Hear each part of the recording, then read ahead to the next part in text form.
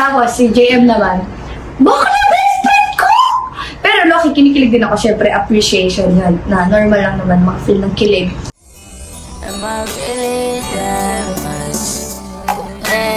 Breaking these feelings down. Am I? You don't really know you.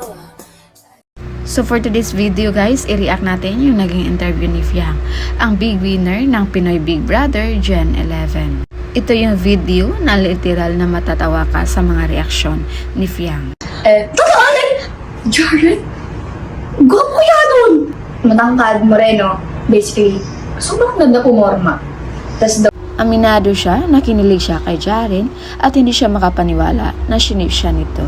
Nasa bahay pa lang ng Pinoy Big Brother si Fiang, aminado na siyang nagwapuhan siya kay Jaren. Matangkad at marino daw kasi ito.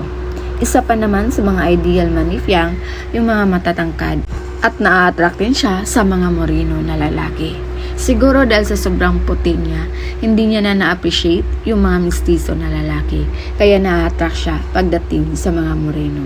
At isa pa din sa mga nagustuhan ni Fiang kay Jaren, yung pagiging magaling nito pumorma. Kaya hindi malabo guys, na sooner or later, magustuhan nila ang isa't isa.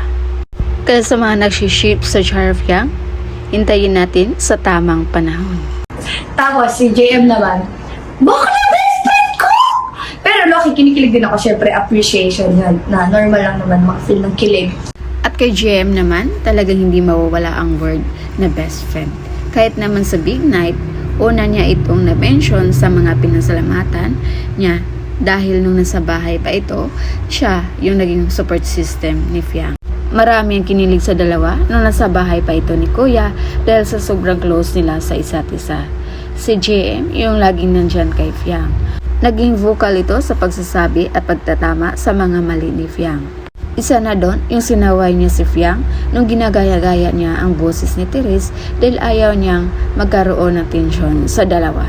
Nakita din natin yung concern ni JM nung magkasagutan sa rap battle si Fiang at Jazz.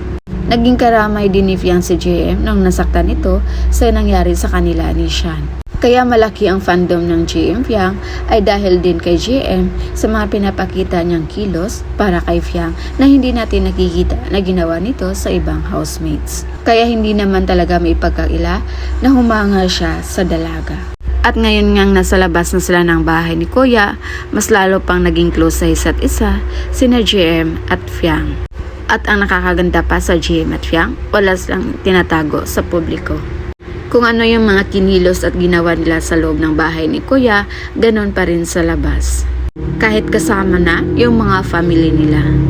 Kaya hindi din maiwasan talaga na mag-isip ang mga netizens kung ano ba ang meron sa dalawa. Kaya sa mga nagsiship sa JM Fiang, gaya ng sinabi ko sa Char Fiang, maghintay tayo sa tamang panahon kung sino nga ba ang totoong ilalayag ni Fiang. So, yun muna yung update natin guys. And again, this is Mel's TV. Thank you for watching.